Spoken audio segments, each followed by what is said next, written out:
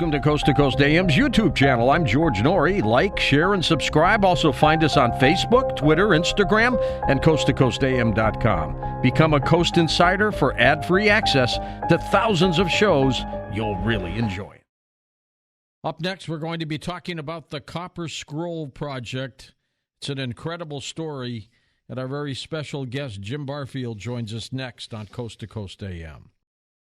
Okay, welcome back to Coast. Let me tell you, first of all, about our guest. Jim Barfield is the director of the Copper Scroll Project. His personal interest in biblical study led him to the Dead Sea Scrolls, where he came across the least understandable scroll of all, the Copper Scroll. It describes gold, silver, gems, and temple artifacts, which upon discovery signal the coming of end times. Jim is a retired criminal investigator with multiple career positions leading up to his retirement from the Lawton, Oklahoma Fire Department back in August of 2005. He had a friendship with the late Vendyl Jones, the what we would call the old Indiana Jones of his time. Jim, welcome to the program. Looking forward to this tonight. Well, thank you very much. I'm looking forward to being on here. I'm a big fan of the show. Oh, thank you. Now, you're not an archaeologist, but with your background, you've really been able to do some amazing things, haven't you? Yeah, it's incredible that that a guy with my background would be able to decipher something like this. And really, I didn't decipher it. I just I put the pieces to the puzzle together. Excuse me, and that's how I came up with a. It's just a conglomeration of information, but I put it in exact order. Every single word was deciphered. Took a translation and used it to come up with the exact details that I needed, and Georgia came out amazing. What got you interested in this whole field? Honestly, I'm a big Bible nut. I love to study the Bible. I'm very pro-Israel, and what I did is I was online. And I was going through Israel. It was the Israel National Radio, and they had a Bible study program on there. It was primarily from a Jewish perspective. There was a little lady on there by the name of Miriam Ben Yaakov, sweet lady. Mm-hmm. And she was teaching the class. Well, she saw my name. You had to sign in, put your name on it. You had to, kind of give them an idea of where you're from. I put Jim, Apache, okay. And she noticed it, and she said, Jim, where are you from? She sent me a text, and I told her, well, I'm from Apache, Oklahoma.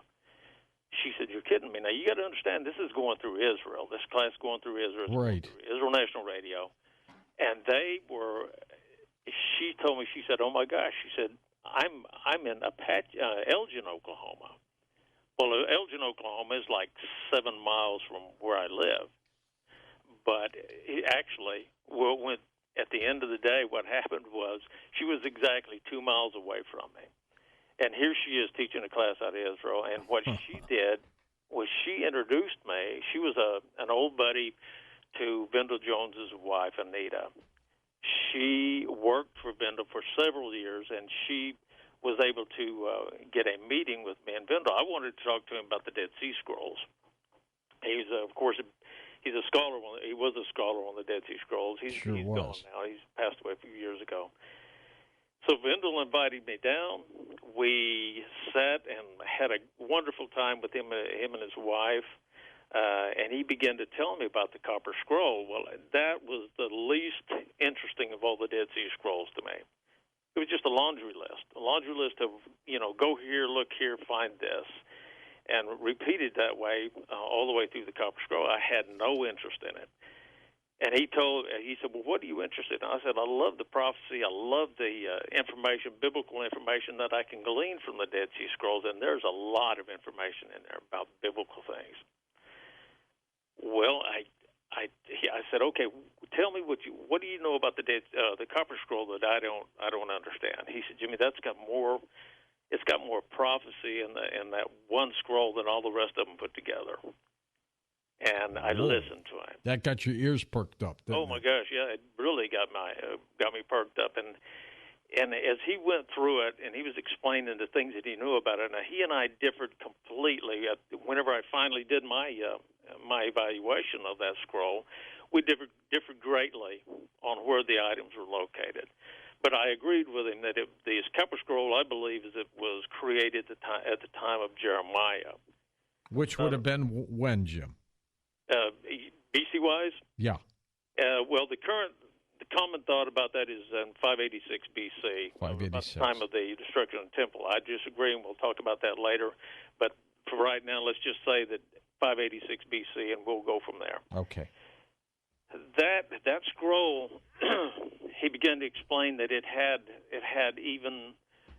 listed items from the temple. And when he said that, I said, "Okay, show me." And he showed me on the scroll, and it's called the ephod. That's the breastplate that the high priest wore on the Day of Atonement whenever he went into the Holy of Holies. And I thought, oh my gosh, if that thing is there, what else could be there? Well, as I studied it, and I'm going to jump forward into the future quite a bit, I didn't start studying the copper scroll. I met him in June of 2006, and then we went. I began to study it on my own in December of 2006, and I found out that there was even more to it than that. There's a possibility that there's going to be some amazing biblical artifacts that are listed on this scroll that could possibly be found if in fact my research is correct.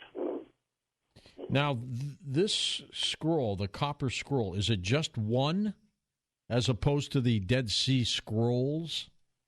It is one scroll, but what happened is the scroll snapped in two because whenever you take a complete, because a copper scroll is literally made out of copper. Well, when they laid it out, it stretched out, or whenever the men made this thing, they hammered this sheet of copper, 3 sheets of copper, into sections of about approximately, a little over 2 feet apiece.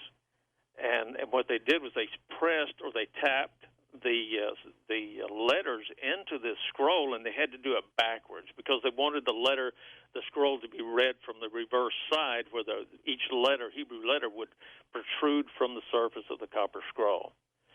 Well, when they did that, it makes the metal more brittle. It's like folding a piece of paper, several times.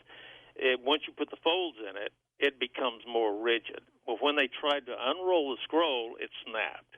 Now, whether that happened during and I do believe that it happened during the time that the scroll was actually made, they riveted each of those 3 sheets of metal. They riveted them together so that they would form one long scroll about 7 feet long and approximately a foot wide. Now, who found these scrolls? This scroll.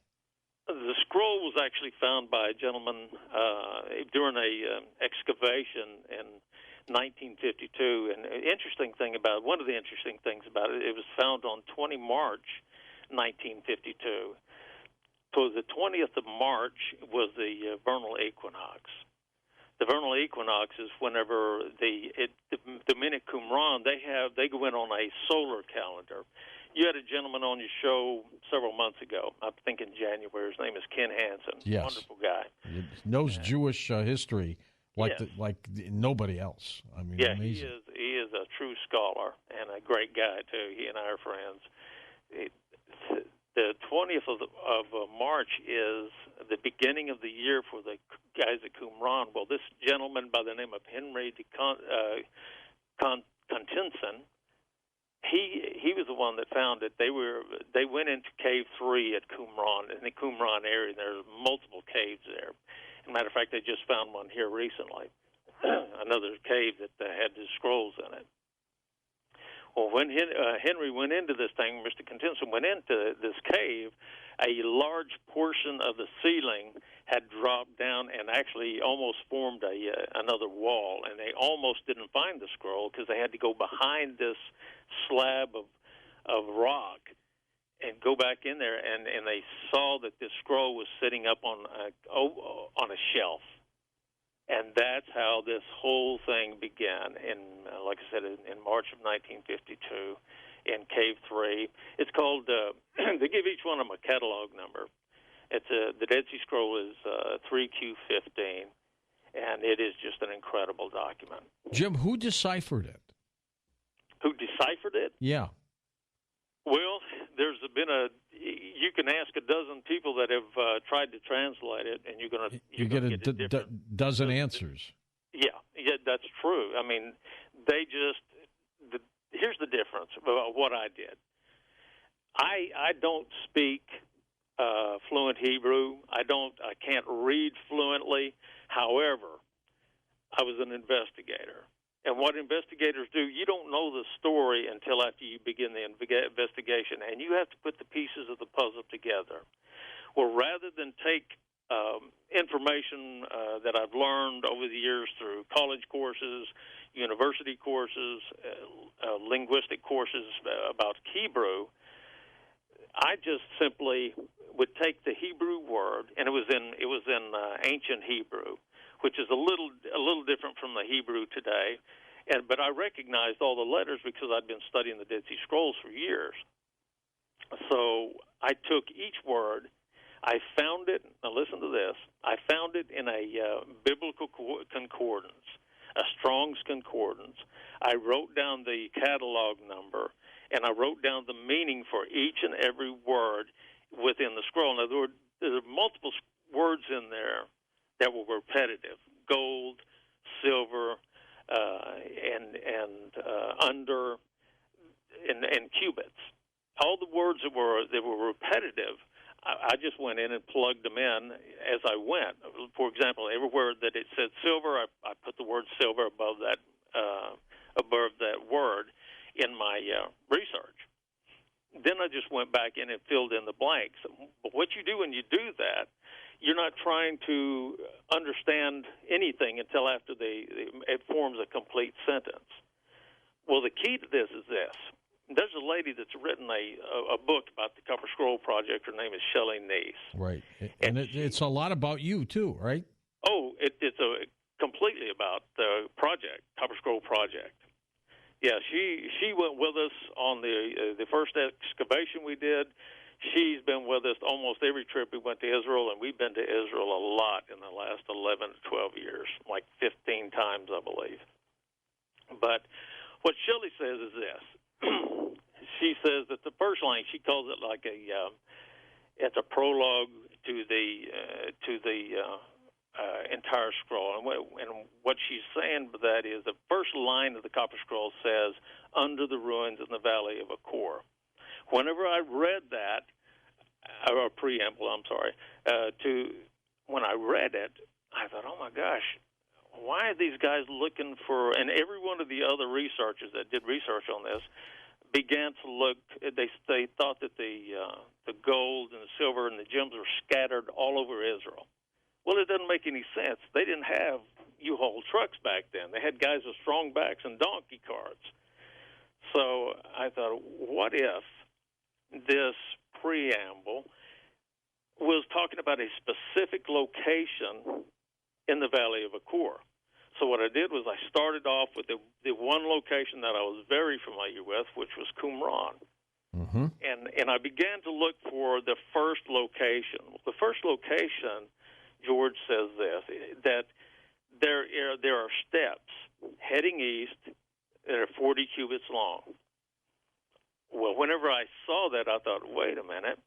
And I oriented the map, and I just happened to have a map of Qumran laying at my desk early one morning. It was winter in December, right in the middle of Hanukkah, too. You know what Hanukkah is? Oh, yeah, absolutely. Right. Well, for those that don't, it's a celebration of the restoration of the temple. And I looked at that, and I thought, okay, I got this thing oriented north, south, east, and west because I was a helicopter pilot in the Army. And I looked for a set of steps heading east, and I found one. There was only one set of steps heading east. So I broke out the scale, I measured it, and I'll be darned if it wasn't exactly 40 cubits long. Cubit is a measurement. It's about 19.2 inches approximately. Anyway, when I measured it, it was exactly 40 cubits long. Now, George, that could have been a coincidence. And it very easily could have been a coincidence. So I went to the next location. Well, the next location was also very easy to find. It was only a short distance away from there.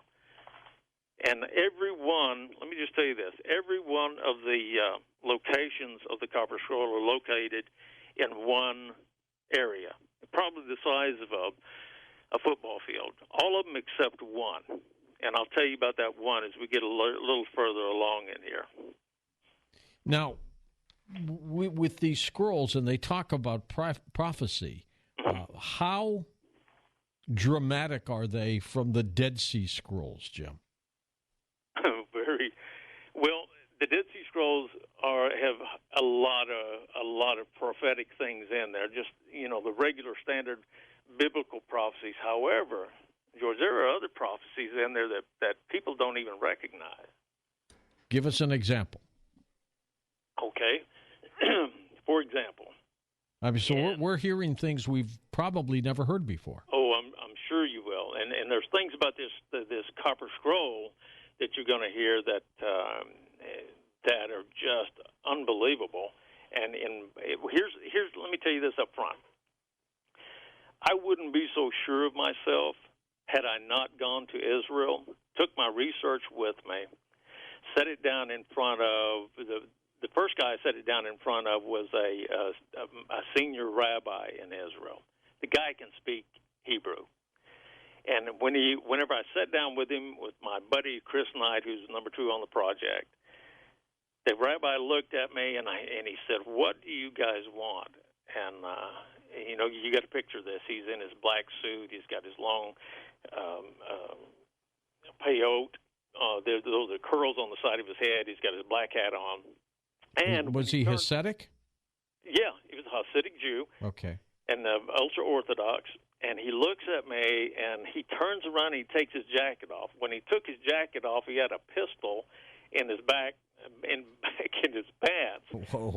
And what he was doing, he's saying, "Guys, if you're crazies, you don't want to mess with me." And I respected that because I'm sure that because of his position, and I'm not going to name him right now, because of his position, he was in a dangerous location. But back to my story. He sits down with me. He says, "What exactly can I do for you?" And I said, "Well, I got something I want to do for you." I said, "Have you ever heard of the Copper Scroll?" He said, "Of course I've heard of it." I said, "Well, I think I understand how to decipher and locate the hoards of treasure that are buried on there." And at this point, nobody has deciphered it? No. Okay. No, Vendyl came up with an idea, and it's interesting, but it's like a mile and a half away from what I'm talking about. And where is the Copper Scroll now, Jim? It's in Jordan. Okay. It's protected? Yeah, well, kind of. They've got a little plexiglass screen. Last time I saw any of the pictures of the location in Jordan, it was a very simple plexiglass case that they had. Interesting. And where are the Dead Sea Scrolls? The Dead Sea Scrolls, it depends. The majority of them are right now that they have available are in Jerusalem at there's a museum in downtown Jerusalem. It's a very well protected, literally underground to protect these scrolls. They know how critically important those things are to the world. Yeah, they're so precious that there's no way to explain it. And there's going to come a day that every one of us are going to realize just how important these scrolls are to us because, listen, I call him Yeshua. Most Christians call him Jesus. He was associated with this group. John the Baptist undoubtedly associated with this group. Were these the Essenes? Mm-hmm. Okay. Yeah, they didn't call themselves the Essenes. That's a name that came along for them later. They actually called themselves the Yahad. Now, see if you recognize any of these names. They called themselves the Sons of Light. Nope. They called themselves the Way. I've heard of that. Yep, both of those are New Testament names. I'm the Way. All right. Yeah, I am the Way. But also, Paul, he had joined this sect at Qumran. He even said so. He said, He denied all the charges that were against him. He was in front of King Agrippa. Hold on for a second, Jim. We're at the break, but we'll come back for more, and we'll find out exactly what the Copper Scroll says. And welcome back to Coast. Our special guest, Jim Barfield, with us, and we are talking about the Copper Scroll Project. And, Jim, you're going to tell us some of the prophecy that was included on the scroll. Let's go right back to that and see how you all got to that point. To the Dead Sea Scrolls, there are three prophecies. One is the Damascus document. It talks about two messiahs, the Messiah of Israel and the priestly Messiah. Yeshua, Jesus, would have been the Israeli, the prophet or the Messiah of Israel, and then John, the priestly Messiah, because he was from a priestly course. His father was even performing priestly duties within the temple whenever he found out that he was going to be having a son. Well, the Damascus document gives you an exact number of years, 390 plus 20, from the destruction of the temple to the birth of these two men, that they would come forth. And then the Melchizedek scroll gives the number of years is 40 jubilees, which you do that approximately 40 years. So there's an exact number. 40 years, 50 years, 49 years between each one of the jubilees. Mm-hmm. And you come to 10 jubilees. It's the exact date of the death of Jesus. I'll just call him Jesus. And the Damascus document, another one, is from the teacher of righteousness until the destruction of the temple. It was, or the destruction of the men of lies, is what it says. It was exactly 40 years, and all of those are exact datings of the destruction. Like for the destruction of the temple, from the year that Yeshua died, Jesus died. 40 years later, there was the destruction of King Herod's temple. The same with that even applies with Jeremiah. From the year that Jeremiah began his prophecies as a young man, 40 years later, the temple was destroyed. First temple was destroyed. But the Damascus document, the 390, again from the destruction of the temple, 390 plus 20, which is 410, was the birth of Yeshua and John the Baptist. Okay. So there's three prophecies right there that people don't even talk about it. I don't get it. I don't understand why they don't do this. I do chronology research, and I've got a timeline on a Excel document that's precise. It's got all the way from Adam to 40 years in the future from now, and it's amazing. Once you use I only use biblical dating. From Adam all the way down to the destruction of the Herod's temple, and all the prophecies it's amazingly exact. But you can't use secular dating. You have to use biblical dating, or they will not work. Does anything talk about the apocalypse? What they talk about is this, not the apocalypse. There are Dead Sea Scrolls that do talk about it, but the ones that were focusing on for the Dead Sea Scroll, there are several documents that talk about the Copper Scroll, and they talk about each one of them talks about the time whenever we discover these implements, this gold, silver, gems, and temple vessels is what they are. Each one of those scrolls it tells you that whenever these things are found, to be the time of the restoration of Israel, the time of the coming of the Messiah, and the time of the end of the age.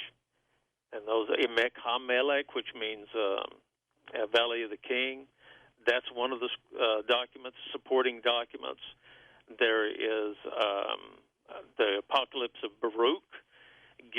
Tells the same thing, that when these things are found, the Copper Scroll items, when they're found, it's a time of the end of the age. And then the last one is Maccabees, Second Maccabees. Second Maccabees gives a description almost exactly like the very last description on the Copper Scroll. Where do you think the treasures might be? And what do you think it consists of?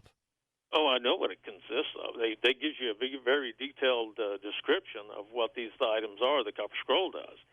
And the location of all these things, and guys, don't grab a shovel and head for Israel. You're going to go to jail. They protect these locations very closely. Do they? You think they've already found things? Yeah. Well, let me tell you this. In 2009, April of 2009. Well, let me back up a little further than that. I went to show my research to the head of the Antiquities Authority, Shuka Dorfman. In Israel. In Israel. Me and my buddy Chris and I went to Israel. A lady from, a Comanche lady from Lawton, Oklahoma knew him. And she called him for me, and she said, Shuka, I have got a young man here that needs to show you his research. He was a gentleman. He and his wife, Talma, met us at our hotel. We went to the Citadel Hotel in downtown Jerusalem. Condoleezza Rice had just left. We go in there, and his son was an assistant manager.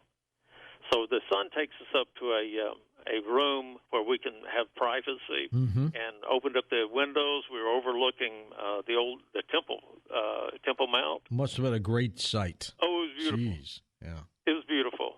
And I sat down with Shuka, and I said, he was the head of the Antiquities Authority now. I sat down with him, and I said, he asked me what he could do for me. And I said, well, same thing I told the rabbi. I said, it's what I want to do for you. And I began to show him my research. And at first, you got to picture this. The guy is a big fella. He sat back in his chair, he folded his arms, and it was, oh, my gosh. A little skeptical. Here's another American who thinks he knows what he's talking about. A lot skeptical.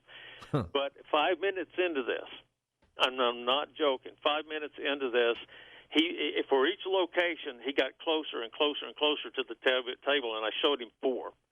He was on top of it by the 4th location. What was it that you got him interested in? Oh, the Copper Scroll, my research on the Copper Scroll. I mean, but what was the trigger point there that really got him into it? Easy. I showed him the 40 cubits pool. I showed him there's another location that gives a mikveh. You know what a mikveh is? No, I do not. It's a baptismal. Okay. It's a ritual baptismal. It was the identification on it is at the north edge of the community. It's got 2 entries. You have to go down and to the left to enter into this pool. Every single one of those now matched up with the Copper Scroll. I lifted fingerprints as an investigator, and you've got to have certain number of swirls. All the points have to match on the fingerprint. Well, that one alone would have convicted anybody, because it had so many points on it that converged and matched up with what they were talking about on there that Mr. Dorfman, Shuka, stopped me. He said, wait a minute. He had his hand on his forehead. He said, wait a minute. He said, let me make a phone call. He reaches in his bag. He pulls out a cell phone. He calls his secretary. And you got to understand, he's a top guy in Israel for all of the antiquities. He calls his secretary and he says, can you get, and I didn't know until afterward, I listened to the recording we made, can you get Yitzhak Magen and Yuval Peleg and have them meet with me on Monday morning? This was Friday, and they were getting ready for the Sabbath there. Right. He looked at me, he said, Mr. Barfield, can you meet us on Monday morning at my office at the Rockefeller Museum? I said, of course. Well, that's what sold him, was all of the points on this Copper Scroll, my research, and I've got a 290-page document.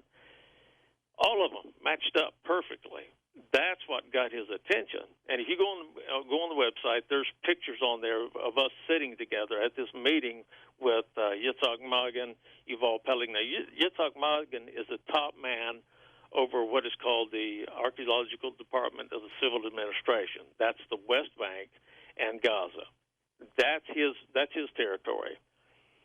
So he and Yuval Peleg, which is the main archaeologist at that time, over Qumran, they showed up at Shuka Dorfman's office. We go in, and they're sitting there. I lay out my research on the table, and you can look in the picture on the there's one of my videos on the Copper Scroll Project website that shows all of us sitting at a table. My buddy Chris Knight stepped away, and I said, Chris, I want you to get a picture of all of us in the picture with my research laid out on the table. so there will be no doubt that I was showing them my research. Got a great picture. So now they're looking at it, and the older gentleman, Itzhak Magen, he was angry for even being there. I mean, here's this goofy guy from Oklahoma, a retired fireman, telling him how to figure out the Copper Scroll. He didn't like that. And what was in it and where they were and everything else. Yeah, he didn't like it. But the other guy, Yuval Peleg, which is a younger man, he looks at Shuka, and he says to him, oh, my gosh, he said, I think this guy's done it. Did you confirm things that they may have thought was going on?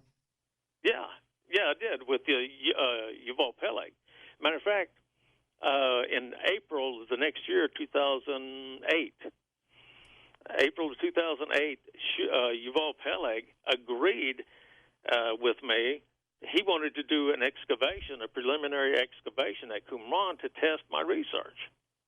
Now, guys, that doesn't happen. All the people in the audience, if they know anything about archaeology, they know that just does not happen. A non-archaeologist goes to Israel and requests to do a test excavation. Well, it was all under Yuval Peleg's name. It was all under his authority. It wasn't mine. They didn't give me a permit, and Yuval Peleg didn't need a permit. He was the guy that signed the permits for the excavations at Qumran. How much do you think the treasures are worth, Jim?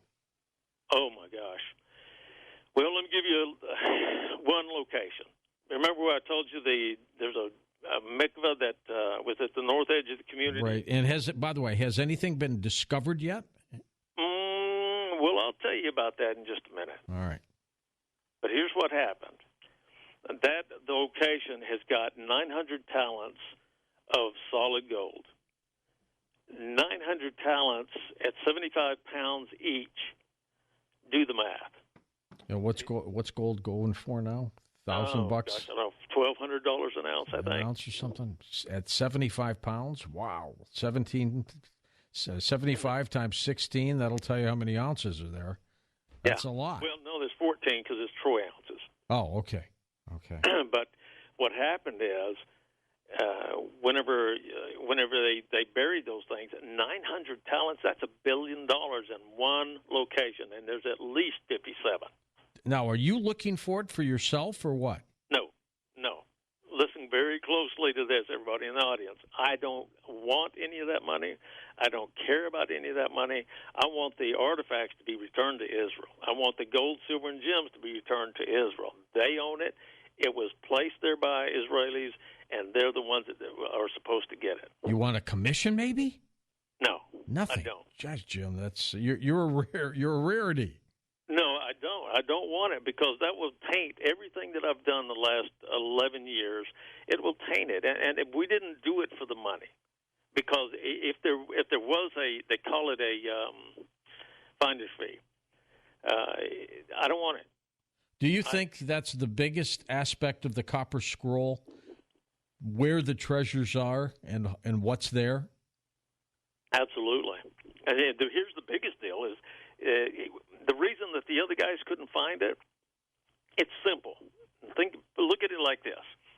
The instructions on the Copper Scroll is like giving instructions. If you were inviting guests over for a barbecue, you tell them, go to A Street, turn left, go 50 meters, turn right, and you'll be at my driveway. Of course, nowadays we don't even have to do that. Just give them an address and let them GPS it. Yeah. Well, in the old days, which is exactly what this was, you had to give the instructions. Well, they gave us the instructions right up front. It's under the ruins in the Valley of Achor. That's the key. Unless you know the neighborhood, you can't find your house for the barbecue. I found the neighborhood, Qumran. If you go to Qumran, and every one of these things match up, and there's 57 locations. They match up with the features at Qumran, the buildings, and it's easy to identify them once you stick with Qumran. You can't go all over Israel like all the other guys have been doing. You got to stick with Qumran. If you do that, you find everything. Was there anything in the Copper Scroll project that you could deem as seriously dangerous to our future or anything like that? Yes. The whole thing could be seriously dangerous. So, a lot of people ask me, why, this is crazy, the Israelis would have already dug it up. No. One of the things that one of the gentleman that took over for Yitzhak Magen as head of the ADCA, he looked at me and he said, Mr. Barfield, sometimes it's best, because I did a disclosure with him. And after the disclosure, he said, sometimes it's best to just leave things alone. Because one of the things that one of the prime ministers said was this. He said, the Temple Mount is like an atomic bomb. He said, but the Ark of the Covenant is like the button. In other words, when those things come out of the ground, everything better be in order. Because just think about all the people that are going to want it. I mean, whenever the Copper Scroll was found, the Jordanians owned that property. And the Egyptians are going to say, well, you know what? All that gold and silver was provided by us, so we want a portion of it. How deep down do you think the materials might be? Exactly. Most of them are 7 cubits. That's about 12 feet. Are they in tunnels, or where are they? No, they're just buried under the ground. The only one that's is a very last location and third location. It's in their the first or the 57th location and the third location are both inside of a cave. And the cave is easy to find once you realize that Qumran is the location where all this stuff is at.